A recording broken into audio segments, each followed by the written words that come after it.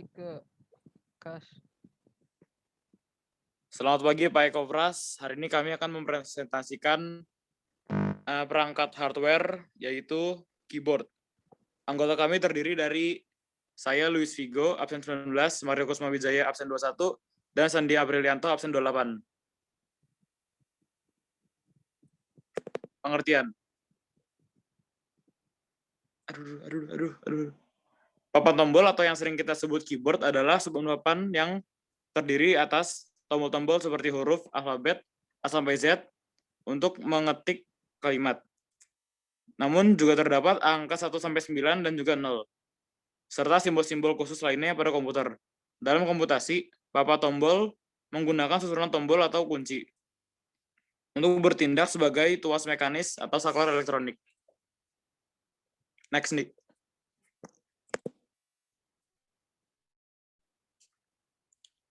Sejarah singkat keyboard. Penciptaan papan tombol komputer diilhami oleh penciptaan mesin ketik atau mesin tik, yang dasar rancangannya dibuat oleh Christopher Latham S. pada tahun 1868.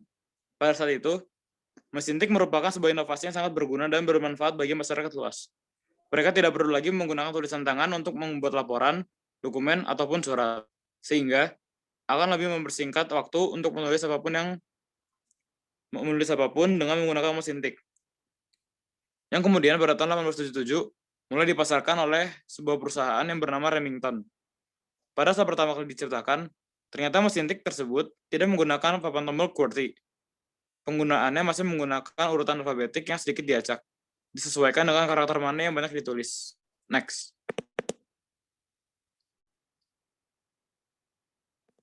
Format keyboard. Keyboard QWERTY. Format QWERTY dirancang pada awal 1870-an oleh Christopher Latham Scholes, seorang editor dan pencetak surat kabar.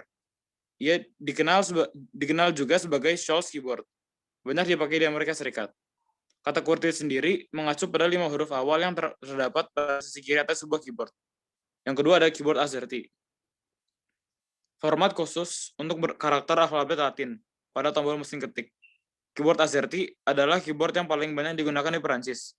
Kata AZERTY juga berasal dari 5 huruf pertama yang terdapat pada sisi kiri atas keyboard ini dan papan tombol komputer. Next. Jenis-jenis keyboard.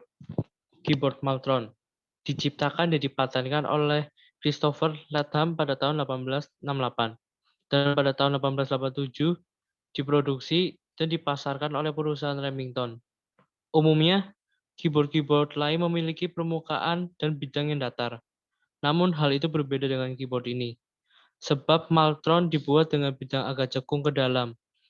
Mekanisme tersebut dinilai akan mempercepat penggunaannya saat melakukan pengetikan. Pembuat Maltron menilai bahwa pada dasarnya satu orang mengetik di keyboard umum dengan istilahnya 10 jari. Namun tetap saja kebanyakan menggunakan 8 jari. Bahkan keyboard ini juga diklaim lebih meningkatkan kecepatan mengetik, sebab yang digunakan adalah benar-benar 10 jari, bukan 8 jari. Next.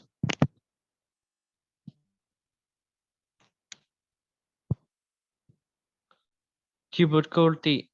Jenis keyboard QWERTY pertama kali dibuat oleh Scholes, Gliddon, dan Solé pada tahun 1878, yang pada saat itu dijadikan sebagai standar mesin ketik komersial tepatnya pada tahun 1905. Keyboard jenis QWERTY sampai saat ini merupakan keyboard yang paling banyak digunakan oleh pengguna komputer di seluruh dunia. QWERTY dirancang sedemikian rupa sehingga tombol yang paling sering ditekan letaknya terpisah sejauh mungkin sehingga dapat meminimalkan kemacetan pada saat pengetikan dilakukan. Namun walaupun keyboard QWERTY didesain sedemikian rupa, dalam praktek penggunaannya masih ditemukan beberapa kelemahan. Sebagai contoh yang paling nyata dari ketidakefisien jenis keyboard QWERTY adalah pengetikan huruf A, yang mana tombol tersebut sering digunakan namun harus dilakukan oleh jari kelingking yang paling lemah. Next.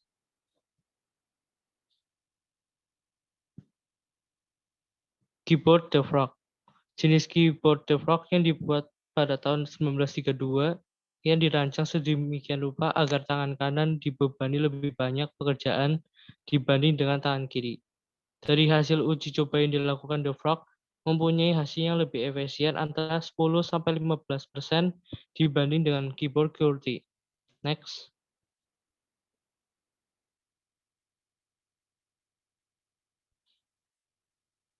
Keyboard Glockenberg. Keyboard ini dibuat dengan maksud menyempurnakan jenis keyboard yang sudah ada, yaitu dengan memisahkan kedua bagian keyboard, bagian kiri dan kanan.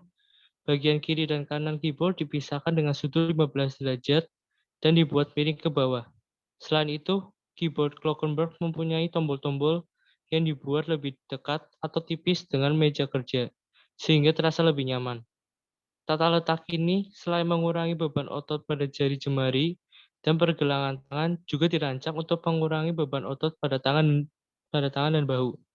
Terpisahnya bagian kiri dan kanan menjadikannya relatif lebih banyak memakan ruang. Next.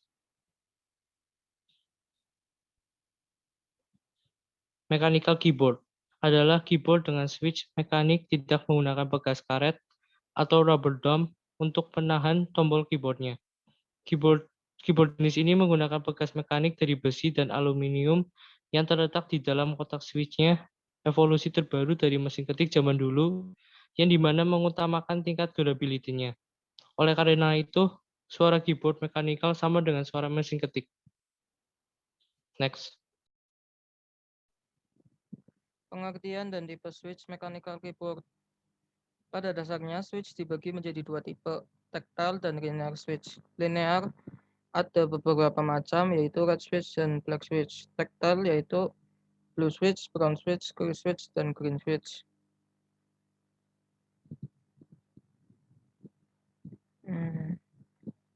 Perbedaan. Linear saat menekan keycaps atau tombol keyboard tidak merasakan buff atau feedback, jadi sesuai dengan nama tipenya, yaitu linear. Tactile yaitu saat menggunakan tipe switch ini kita dapat merasakan sensasi bump atau feedback. Macam-macam switch pada keyboard. Yang pertama red switch, gaya yang diperlukan 45 gram. Pilihan yang diberikan non-tactile non-clicky. Suara tidak terdengar kecuali pemilik telinga sensitif. Hanya bersuara ketika bottoming out. Keuntungan ringan. Beberapa orang senang dengan tombol yang ringan, tidak berisik. Kerugian ringan. Bagi yang memiliki jari super berat, bisa ada tombol yang terpencet secara tidak sengaja, very rare case, dan membosankan karena tidak ada feel, terutama yang suka bunyi-bunyian. Yang kedua, black switch. Gaya yang diperlukan 60 gram. Feeling yang diberikan medium stiff, linear non-tactile, non-clicky. Seperti sewaktu kita menekan pulpen, sebelum ujung pulpennya keluar, ada per yang menahan tekanan kita kan? Itu juga feel-nya. Suara non-existent, kecuali suara per dan suara ketika bottoming out. Keuntungan berat, meminimalisir sangat kecelakaan tombol yang terpencet secara nggak sengaja. Terbasic, feel-nya juga unik. Kerugian berat juga. Beberapa orang tidak betah mengetik menggunakan black switch. Selanjutnya, brown switch, yang diperlukan 45 gram. Ini yang diberikan tactile non-clicky. Suara hampir tidak dengar kecuali pemilik telinga sensitif, hanya bersuara ketika bottoming out. Keuntungan ringan. Beberapa orang senang dengan tombol yang ringan, tidak berisik. Kerugian ringan juga. Bagi yang memiliki jari super berat, bisa ada tombol yang terpencet secara tidak sengaja. Case juga dan membosankan karena tidak ada feel, terutama yang suka bunyi-bunyian. Berikutnya, blue switch. Gaya yang diperlukan 50 gram. Pilih yang diberikan tactile dan clicky. Seperti menekan pulpen saat ujung pulpennya keluar. Ada suara klik yang diberikan kan. Itu juga feel-nya. Suara cukup keras, high pitch sound. Keuntungan, kita tahu kapan tombol yang kita tekan sudah benar-benar terregister. Suara yang diberikan juga clicky. Beberapa orang senang dengan bunyinya dan rasa klikinya. Kemudian, suara yang diberikan clicky. Beberapa orang tidak tahan dengan bunyinya. Green switch. Gaya yang diperlukan 80 gram. Feeling yang diberikan medium tactile. Suara yang diberikan seperti menekan pulpen. Suara cukup keras, high. Keuntungan berat, meminimalisir sangat kecelakaan tombol yang terpencet secara nggak sengaja. Kita tahu kapan tombol yang kita tekan sudah benar-benar terregister. Suara yang diberikan cukup keras. Beberapa orang senang dengan bunyinya dan rasa klikinya. Kerugian, berat, suara yang diberikan lebih keras daripada blue switch. Clear switch, gaya yang diperlukan 65 gram. Pilih yang diberikan medium stiff tactile non-clicky. Seperti brown switch tapi lebih berat. Suara hampir tidak terdengar, kecuali pemilik telinga sensitif. Hanya bersuara ketika battery out. Keuntungan, tidak terlalu berat, tidak berisik. Kerugian membosankan karena tidak ada feel, terutama suka bunyi-bunyian. Bagaimana cara kerja keyboard? Keyboard mempunyai prosesor sendiri dan rangkaian sirkuit yang membawa informasi menuju dari prosesor tersebut. Bagian terbesar dari rangkaian keyboard berupa key matrix. Key matrix adalah sebuah kisi rangkaian di bawah tombol-tombol keyboard. Next.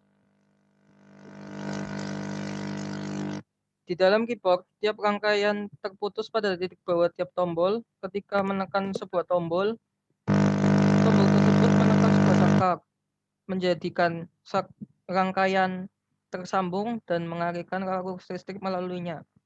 Jika kita menekan lama pada tombol, prosesor mengenalinya sama dengan menekan tombol tersebut berulang-ulang.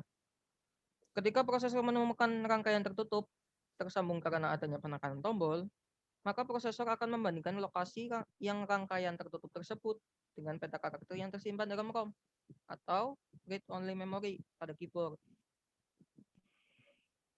Peta karakter pada dasarnya adalah tabel daftar karakter, yaitu daftar posisi tiap-tiap tombol atau kombinasi tombol beserta karakter yang direpresentasikannya. Sebagai contoh, Shift plus A. Peta karakter memberitahu prosesor bahwa menekan tombol A sendirian menghasilkan huruf kecil A. Tetapi tombol Shift bersama tombol A bersama-sama akan menghasilkan huruf kapital. Terima kasih.